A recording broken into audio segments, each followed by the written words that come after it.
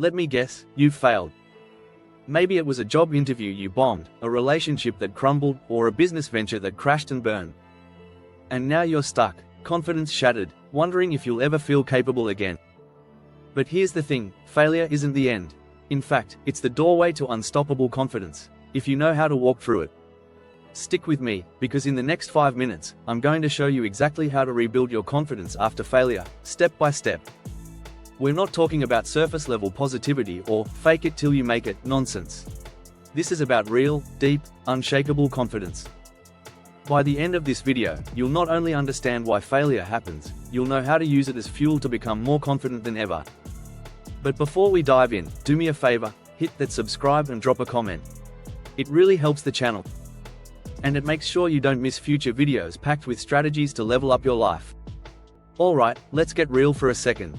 Failure sucks, there's no sugarcoating it. It hits you in the gut and makes you question everything, your abilities, your worth, your potential.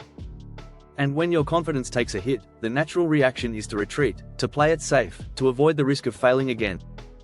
But here's the truth, failure is inevitable. Even the most successful people in the world have failed, probably more than you. The difference is, they learned how to turn that failure into fuel. They didn't let it define them, they used it to grow stronger. And that's exactly what you're about to learn. So, let's start with the first step to building confidence after failure: reframe failure as feedback.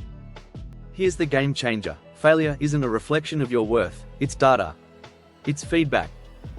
Every failure carries valuable information about what works and what doesn't. Take Thomas Edison. He failed over 1,000 times before inventing the light bulb. When asked about it, he said, "I have not failed. I've just found 1,000 ways that won't work." That's the mindset shift you need. Failure isn't personal, it's part of the process. So, how do you do this in real life? After a failure, sit down and ask yourself 3 questions. What went wrong? What could I have done differently? What did I learn that I can use next time? When you stop viewing failure as a judgment on your abilities and start seeing it as a learning tool, you strip it of its power to hurt you. You take control. Stop the negative self-talk. Failure breeds self-doubt. That little voice in your head starts saying things like, "You're not good enough. Why even try? You're just going to fail again." You need to shut that down, immediately. First, recognize that these thoughts are not facts, they're fear talking. Second, challenge them. When you think, "I'm not good enough," respond with, "Says who?" or "Maybe I didn't succeed this time, but that doesn't mean I'm not capable." And here's a trick, talk to yourself the way you'd talk to a friend. If your friend came to you after a failure, you wouldn't say, "Wow, you really suck."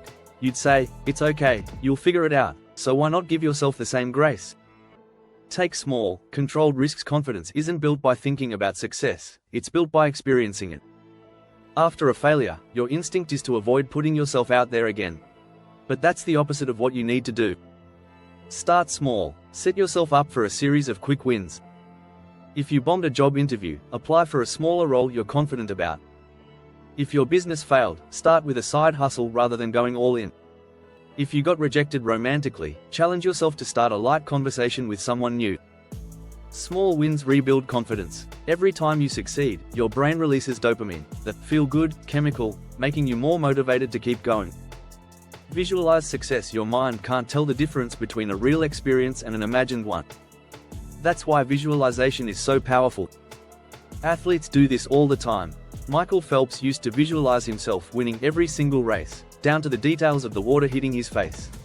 And it worked. Here's how to do it. Close your eyes. Picture yourself succeeding. Imagine how it feels, the confidence, the relief, the excitement. Your brain will start to associate those positive feelings with the task, making you more likely to succeed when the time comes.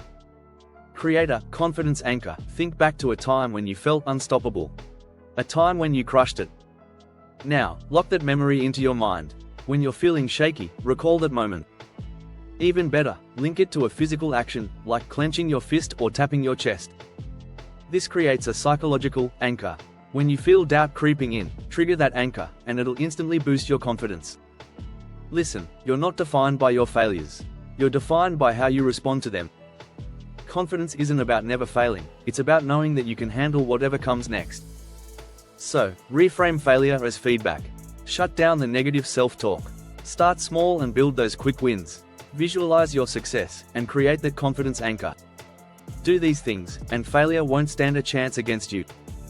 If this video helped you, hit that like button, subscribe to the channel, and drop a comment sharing how you plan to rebuild your confidence. And remember, failure is temporary, but confidence is forever. You've got this.